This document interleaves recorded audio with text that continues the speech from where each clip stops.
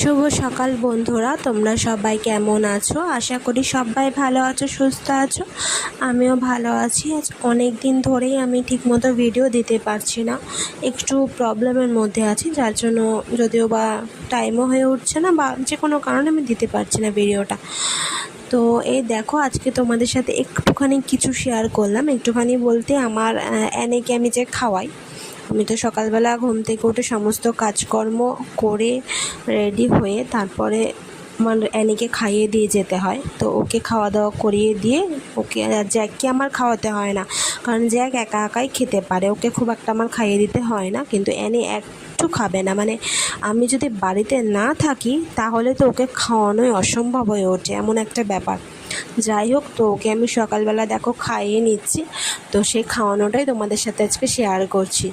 তো এই দেখো, ও যে খাওয়ার সময় কত নাটক করে, মানে তোমাদেরকে আমি কি বলবো।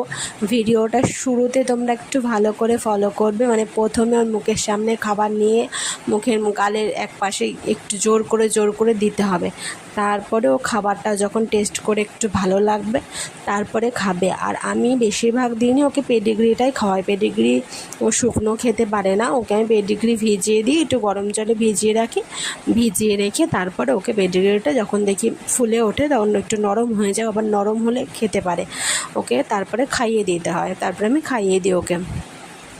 আর আমার জ্যাকের আবার এসব কোনো ঝামেলা নেই, শুকনো পেডিগ্রি দিলেও খেয়ে নেবে, ওর যখন খিদে পাবে ও খাবার যা পাবে ও খেয়ে নেবে।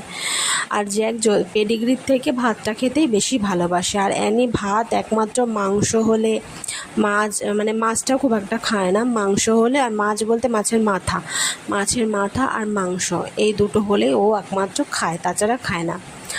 আর বিরিয়ানি আনলে তো মানে আমরা মানুষের যেমন বিরিয়ানি লাভার, ও বলতে পারো বিরিয়ানি লাভার। বিরিয়ানি বাড়িতে আনলে বিরিয়ানির মাংসকে একটু দিই আমি। আজকের জন্য ভিডিওটা এখানেই শেষ করলাম। Tata, bye bye. নতুন ভিডিও আবার কাল আসবে।